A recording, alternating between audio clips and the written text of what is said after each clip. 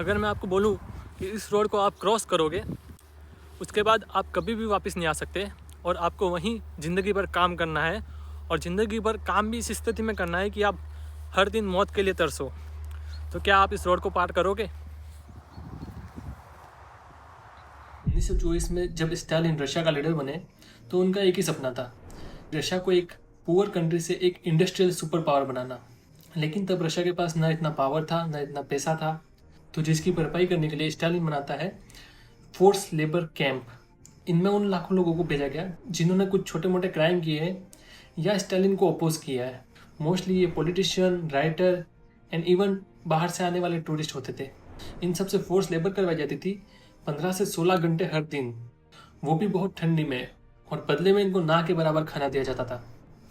गुलाग में भूखमरी, बीमारी और टॉर्चर ने लगभग 15 लाख लोगों की जानें ली हैं। आज हम इसी गुलाग को देखने 6000 किलोमीटर दूर साइबेरिया से यहाँ पेन सिटी में आए हैं। तो आइए मेरे साथ इस हिस्टोरिकल सफर पे of Perm gulag, a dark chapter in Soviet history. Welcome to most historical city of Russia, Perm. इस सिटी को हम यूरोप की लास्ट सिटी कह सकते हैं। जी हाँ, कल में था यekaterinburg जो थी एशिया की फर्स्ट सिटी, और आज हम हैं पेन सिटी में जो कि बहुत खूबसूरत सिटी है।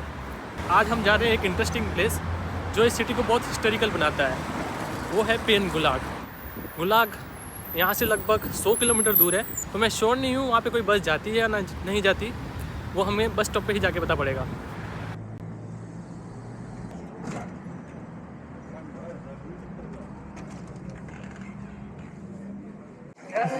Здравствуйте.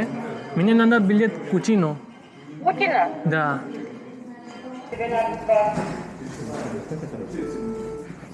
Здравствуйте. Мне надо билет Кучино. Вот так Кучино и другой. Я рассказал Кучино. Он не понимает, она не понимает. Так, пойдемте туда. Справочный сначала пойдем. Можно Вам давай надо темно? Сдайте билет. новый? Этот сдавайте, это не то.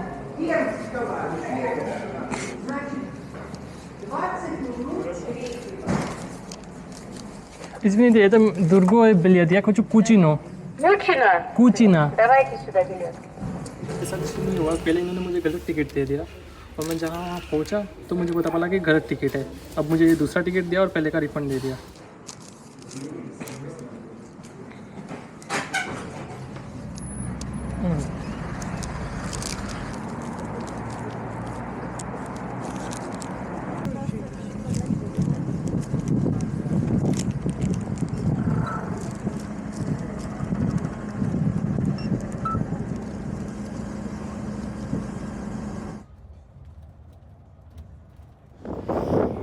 बस वाले भाई साहब ने मुझे एक जगह छोड़ दिया जहाँ से कुचिनो विलेज लगभग 4 किलोमीटर दूर है। हालांकि ये बस यहाँ पे रुकती नहीं है, पर मैंने इनको रिक्वेस्ट करी थी क्योंकि आगे वाला स्टेशन लगभग 2 किलोमीटर ज़्यादा दूर है, तो वहाँ से चलते चलते आने में काफ़ी टाइम लग जाता था।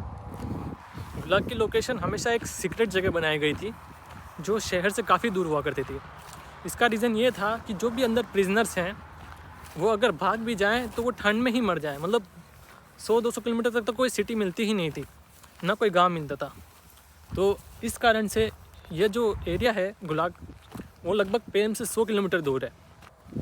आज तो मैं बस से अपनी मर्ज़ी से इस रोड पे आया हूँ, पर इमेजिन करो 1930 से 1940 तक इस रोड पे लाखों लोग लाए गए उनकी बिना मर्ज़ी से, और इस रोड के अंत में किस्मत उनका क्या इंतज़ार कर रही है वो उन्हें बिल्कुल नहीं पता था।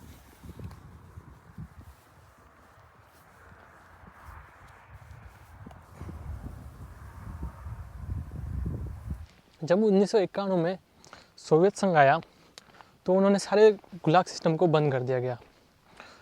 तो जैसे ये गुलाग सिस्टम बंद हुए तो जो उनमें लोग रहते थे उन्होंने अपने उस गुलाग के आसपास ही अपना घर बसाना चालू कर दिया, क्योंकि सालों से वो वहीं रह रहे। अब ना उनका कोई परिवार बचा है, ना कोई उनके रिश्तेदार बचे हैं, तो उन्होंने सोचा क्यों ना आसपास में ही घर बनाया जाए। तो यहाँ पे आप जितने भी घर देख रहे हो ये उन्हीं लोगों का है जो इस गुलाग में रहा करते थे।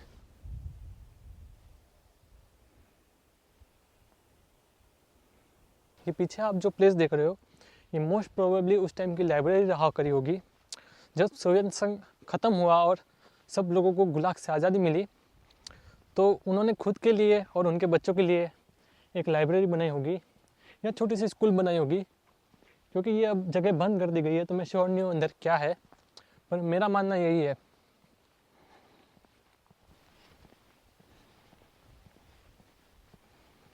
फाइनली हम पहुँच गए हैं one and only gulag in Russia, जो टूरिस्ट के लिए अवेलेबल है, जिस गुलाग ने 17 लाख लोगों को मार दिया और कितने ही परिवारों को अलग कर दिया।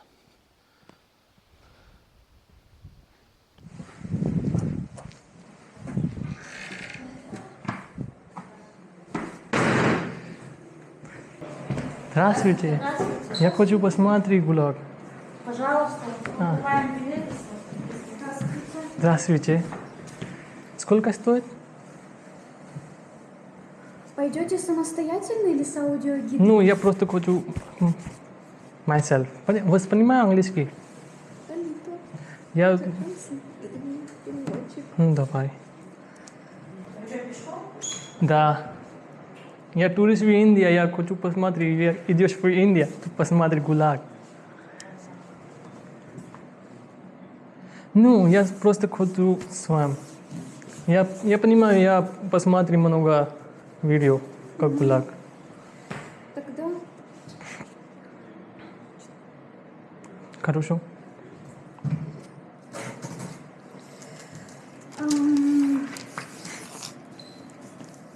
you first. Say. Ну, хорошо.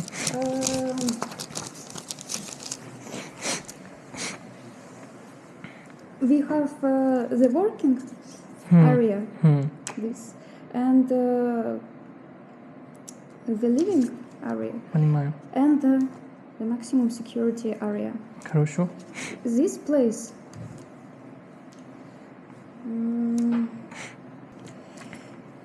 This place. Куда? Там. Там надо посмотреть билет, да? Check. Потом понимаю. You can go here. Хорошо, понимаю. Ну, спасибо. Где?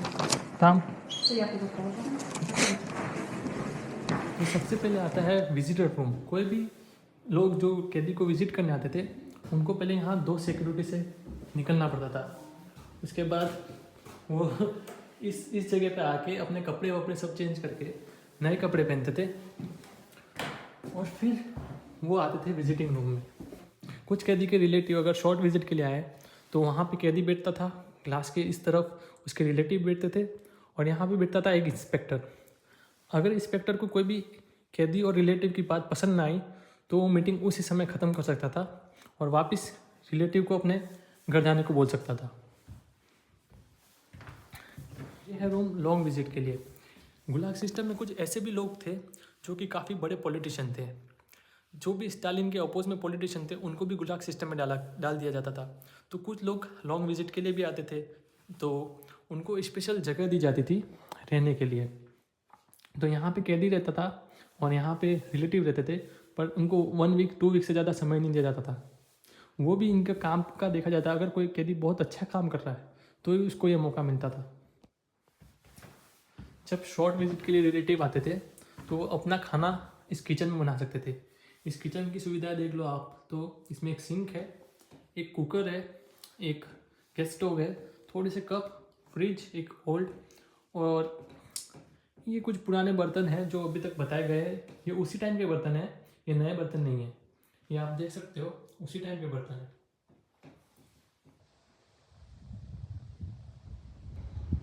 और अब आता है वो एरिया जिसने 17 लाख लोगों की जान ले ली।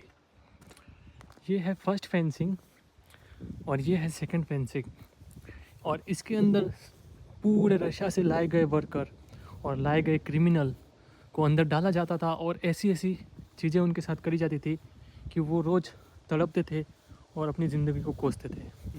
इमेजिन करो इस गेट से ट्रक अंदर आ रही है, उस ट्रक में भरे हुए बहुत सारे क्रिमिनल, एक्टिविस्ट, राइटर्स जो भी सरकार को अपोज कर रहे हैं, और एक बार उन्होंने ये गेट क्रॉस कर लिया उसके बाद उनको यहीं जिंदा रहना है, यहीं मरना है और पूरी ज़िंदगी उनको यहीं निकालनी है।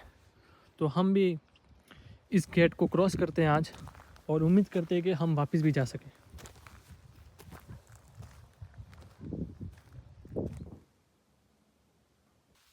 तो मेरे पीछे आप जो ये नाव देख रहे हो या ये लकड़ियाँ देख रहे हो, तो मोस्ट प्रोबेबली ये इनको ऐसी जगहों पे काम दिया जाता था ब्रिज बनाने का, जहाँ कोई भी आम इंसान इवन बहुत बड़ी सैलरी लेके भी जाना नहीं चाहेगा।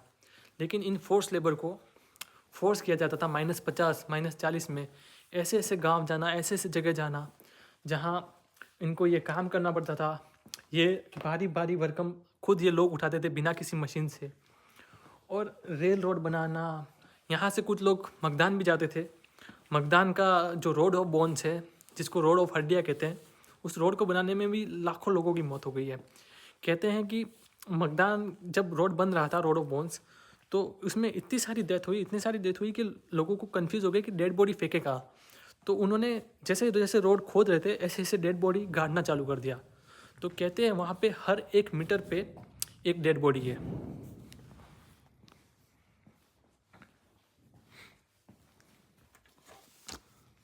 और अभी जस्ट मैंने यहाँ पे पढ़ा कि जब वर्ल्ड वॉर 1 चल रहा था तो टिम्बर का बहुत तगड़ा डिमांड आ गई और उस डिमांड को पूरा करने के लिए उरल माउंटेन एक जगह चूज़ करी गई, जो जहाँ पे मैं अभी खड़ा हूँ। उरल माउंटेन में बहुत सारे पेड़ हैं, बहुत सारे फॉरेस्ट हैं, पर उन फॉरेस्ट से पेड़ काट कर लाना ये बहुत डिफ़िकल्ट टास्क था, क्योंकि आधे लोग वर्ल्ड वॉर 1 में थे और ऐसी जॉब कोई नहीं करना चाहता था। ये बहुत हार्ड जॉब थी और तब -30 -40 तक चला जाता था इन जंगलों में। तो उस टाइम इन लेबर्स को, इन प्रिजनर्स को इस काम के लिए वहाँ पे मरने के लिए भेज दिया गया। आप देख सकते हो ये कुछ फ़ोटोज़ हैं, जो प्रिजनर्स ये घोड़े पे अपनी लकड़ियाँ डालते हैं और ले जाते हैं। और आप सोच रहे होगे कि सिर्फ इसमें आदमी हैं, तो ऐसा नहीं है, इसमें औरतें भी हुआ करती थी और वो भी सेम काम करते थे जो आदमी करा जाए। यहाँ पे कोई डिस्क्रिमिनेशन नहीं था कि कौन औरत है कौन आदमी है। ये तो मैंने आपको पूरा दिखाया उस टाइम का वर्किंग एरिया, और वो उस जगह से आप देख सकते हो वहाँ से पूरी निगरानी रखी जाती थी। उस जगह से या उस जगह से आप बोल लो, तो यहाँ से पूरी निगरानी रखी जाती थी। लेकिन वर्कर को रखा जाता है एक दूसरे एरिया में जो कि इस फेंस के उस तरफ है, और उसमें आने के लिए भी बहुत इंटरेस्टिंग चीज़ें हैं, मैं आपको बताता हूँ। तो सुबह सुबह अर्ली मॉर्निंग वर्कर को लाया जाता था इस जगह पे अपने काम के लिए, और यहाँ पे 3-4 जगह ऐसी होती थी जहाँ से वो पास कर सके, और यहाँ पे एक एक चीज़ उनकी चेक करी जाती थी। ये था उस टाइम का मेटल डिटेक्टर, ताकि कोई भी वर्कर कुछ चोरी ना करे, कुछ हथियार ना ले जाए, ऐसा कुछ उल्टा काम ना कर ले जो एक सिक्योरिटी थ्रेट हो। और यही जाने का रास्ता है और यही आने का रास्ता है। और जब वो शाम को आते थे तो मैं आपको बताता हूँ कि कैसे वो रहते थे, कैसा उनका घर था। और अब एरिया स्टार्ट होता है इनके रहने का। इस पूरे रूम में लगभग 200 से 250 लोग रहा करते थे। वो इसी लकड़ी के बेड पे सोया करते थे, और इसके ऊपर कोई गद्दा नहीं, कोई तकिया नहीं, सिर्फ एक चादर डाली जाती थी।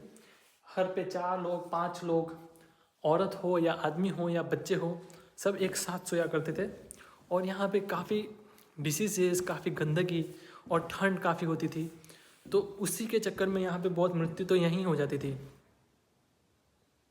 और यहाँ पे कुछ गुलाब वर्कर्स के कपड़े पड़े हुए हैं, ये उसी टाइम के हैं, 1991 1945। और देख सकते हो आपको कैसे तरीके से क्या कंडीशन हो रखी है इनके कपड़ों की। यकीन मानो ये -20 -30 के लिए भी इनफ नहीं है। ये जैकेट देख लो आप, ये कितना पतला सा है।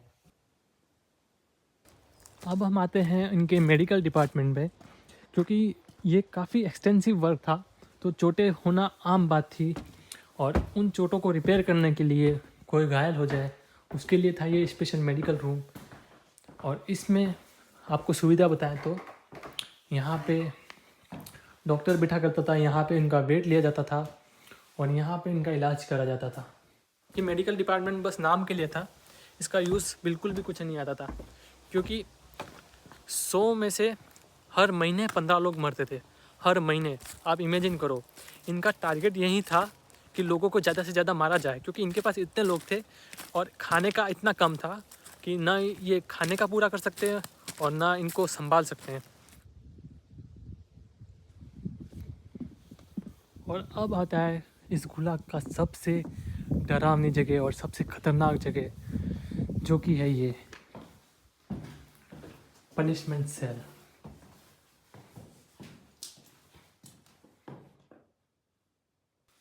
अगर कोई गुलाग में 20 मिनट लेट हो जाता है काम पे आने में, तो उसको सज़ा दी जाती है यहाँ पे। उनको रख दिया जाता है इस सेल में, जहाँ पे अगर मैं बोलूँ तो यहाँ पे आवाज़ भी बाहर नहीं जा रही है, क्योंकि इसकी फिनिशिंग ही ऐसी करी गई है कि आवाज़ बाहर न जाए। और उनको यहाँ पे रखा जाता है दूसरे डेंजरस क्रिमिनल के साथ। और ये है यहाँ का इकलौता पानी का एरिया, जहाँ से पानी आता है, वो भी सुबह सिर्फ 40 मिनट के लिए। इस 40 मिनट में आपको ये काम करना है और यहाँ पे साथ में टॉयलेट भी करनी है। ये इतनी खतरनाक सज़ा और इतना खतरनाक रूम सिर्फ 20 मिनट लेट होने के कारण। गुलाग के प्रिजनर थे, उनको काम दिया जाता था ऐसी चिप्स बनाने के लिए। ये चिप्स थी उस टाइम की अलग अलग मशीनरी की, प्रेस बनाने के लिए या वॉशिंग मशीन या फ्रिज बनाने के लिए कुछ छोटी छोटी मशीनें होती थी, उसको बनाने का काम दिया जाता था। और आप इमेजिन नहीं कर पाओगे, उनको दिन में 700 ऐसी चिप बनानी थी। अगर वो ये काम पूरा नहीं कर पाते थे तो उनकी सज़ा और बढ़ा दी जाती थी और उन पे अत्याचार और बढ़ा दिया जाता था। दिन ब दिन खाना कम करना और उनकी सज़ा बढ़ाना, ये रिजल्ट करता था उनकी मृत्यु में। तो इनका ऐसा कोई शेड्यूल नहीं था कि मैं बीमार हो गया, आज मैं लीव पे आ रहा हूँ या आज मेरा हॉलीडे, ये कोई नहीं है। आपको डेली आना है जॉब पर, काम करना है और डेली 700 से 800 चिप बनानी है। जो ज़्यादा अच्छा काम करेगा उसको कम से कम खाना मिलेगा, और जो नहीं करेगा उसका खाना कम होता जाएगा और धीरे धीरे उसकी मृत्यु हो जाएगी। आप तो सोच रहे होंगे कि यहाँ पे जो भी लोग थे वो प्रिजनर थे, उनके साथ जो हुआ वो नॉर्मल था, पर यहाँ पे कोई प्रिजनर नहीं था। यहाँ पे थे बहुत सारे कैदी जो बहुत ख़राब काम कर के आए हैं, पर मैक्सिमम जो लोग थे वो थे राइटर, वो थे टीचर, वो थे ऑपोजिशन पार्टी के लोग। और उनका गुनाह यही था कि उन्होंने स्टालिन और सरकार के खिलाफ कुछ बोला, तो उनको सुधारने के लिए इस कैम्प का यूज़ लिया गया। पर ये एक्चुअली सुधारने के लिए नहीं, ये उनको मारने के लिए था। यहाँ पे उनको बहुत ही ख़राब कैदियों के साथ रखा जाता था, जो उनको परेशान करते थे, उनको मारते थे। वुमेन के साथ यहाँ पे बिल्कुल भी अच्छा व्यवहार नहीं होता था। यहाँ पे उनको सेक्सुअल हरासमेंट किया जाता था। और इन सब के बावजूद भी सरकार तो इन्हें पैसे भेजती थी इनके खाने के लिए, पर ड्यू टू करप्शन पहला ऑफिसर थोड़े से पैसा लेता था, फिर उसका जूनियर थोड़े से पैसे लेता था। ऐसे ऐसे करते करते किसी के पास कुछ नहीं बचा, और लास्ट में जो खाना था उसमें कटौती की जाती थी। इनको 2 या 3 दिन में एक बार गर्म खाना दिया जाता था, और नॉर्मल डे इनको एक छोटी सी ब्रेड दी जाती थी ठंडी खाने के लिए। और इसके यूज़ में, इसके अवेज में इनसे इतना काम कराया जाता था कि ये काम करते करते ही अपनी जान देते हैं, क्योंकि यहाँ पे कैदी आए जा रहे थे लेकिन उनके खाने के लिए कोई पैसे नहीं थे। तो यहाँ के जो पुलिस ऑफिसर थे वो चाहते थे कि ज़्यादा से ज़्यादा डेथ हो यहाँ पे। एक बार अखबार में स्टालिन का फ़ोटो आता था, तो उस फोटो पे एक व्यक्ति ने थोड़ा सा यूँ पेंसिल मार दी, उसकी आंखों पे ख़राब कर दिया, तो उस व्यक्ति को भी इस गुलाग में भेजा गया। ऐसे बहुत सारे एग्जाम्पल है। छोटी सी गलती, आप कोई चाय पी रहे हो, वहाँ पे बोल दो कि सरकार के बारे में ये बोल दिया, सरकार ये कर रही है, और किसी ने सुन लिया तो आप सीधे आओगे इस गुलाग में। तो उस टाइम यहाँ पे एक आदमी हुआ करता था जो कि पूरे लोगों पे नज़र रखता था ताकि कोई भाग ना जाए। और सपोज़ करो कोई फर्स्ट इस लकड़ी की वॉल को क्रॉस करके इस तरफ भी आ जाए, तो यहाँ पे एक और वॉल हुआ करती थी जिसमें 24 घंटे करंट चलता रहता था, और उसके बाद भी एक और वॉल थी। और इस लेवल में कोई आया तो उसे ये भाई साहब डायरेक्ट शूट कर लेंगे। इवन फॉर नाइट इनके पास ये लाइट हुआ करती थी। एंड मेरे हिसाब से वो जो जगह है वो थोड़े हायर ऑफिशियल के लिए हुआ करती थी, तो वो वहाँ से बैठ के पूरे गुलाग पर नज़र रखा करते थे।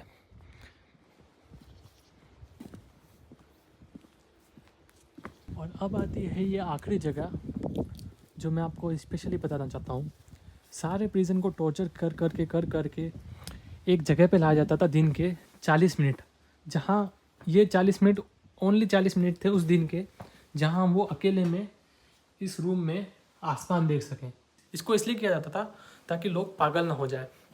वो 40 मिनट तक यहाँ बस घूमते रहते थे राउंड में, और सोचते थे और अपने आप से बात करते थे, पर यहाँ भी उनको अकेलापन नहीं दिया जाता था। आप देख रहे हो इस जगह से ऊपर से, और यहाँ ऊपर से 4-5 पुलिस वाले बंदूक लेके इनको देख रहे थे। इन्होंने कुछ भी गलत हरकत करी तो तुरंत इन्हें गोली मार दी जाती थी।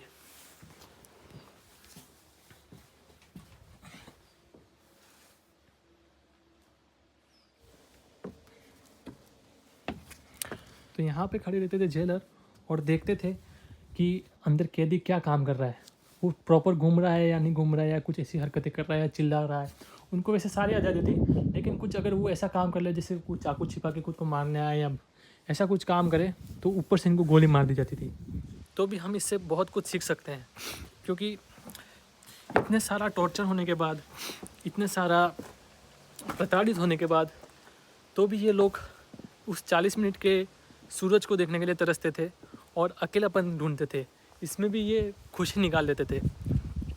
और आज की दुनिया में हमारे पास इतना समय होता है, इतनी आज़ादी, हम जहाँ चाहे वहाँ घूम सकते हैं, हमें कोई काम का फोर्स नहीं है। पर थोड़ा सा काम करने के बाद हम बोलते हैं कि हमको साइकियाट्रिस्ट के पास जाना है, हमारा मेंटल हेल्थ अच्छा नहीं है। इमेजिन करो इनकी क्या मेंटलिटी रही होगी। यहाँ से लोगों ने शादियाँ भी करी हैं, यहाँ पे लोगों ने रिश्ते भी बनाए हैं, और यहाँ से लोग बहुत अपनी पूरी सज़ा पार करके भी बाहर निकले हैं। बहुत लोगों ने हिम्मत नहीं हारी और वो आगे बढ़े। तो इससे हमें सीखना चाहिए कि कैसी भी कंडीशन हो, हमको हिम्मत नहीं आनी चाहिए, और हमको अभी जो फ्रीडम मिली है हमको इसको एंजॉय करना चाहिए, ना कि रोना चाहिए कि सरकार ये कर रही है, सरकार ये कर रही है। इमेजिन करो इनकी क्या डिमांड थी। इनकी डिमांड थी कि इनको बस खाना मिल जाए और एक 40 मिनट के लिए ये सूरज देख सके और अकेला टाइम पा सके।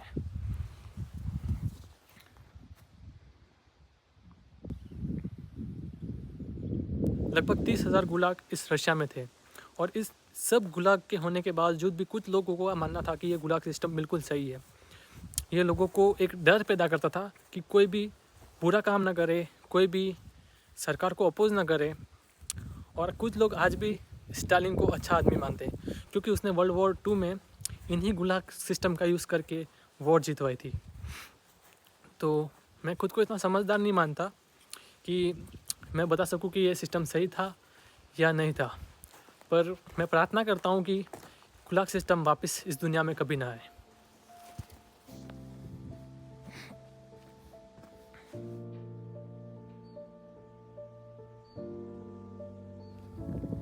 कोचिनी को ऊपर ये जो रेड साइन दिख रहा है, इसका मतलब है ये विलेज यहाँ पर ख़त्म होता है। और जब मैं इसको यहाँ से क्रॉस करूँगा तो मैं उन लकी लोगों में हूँ जो जिंदा इस विलेज को क्रॉस कर सके।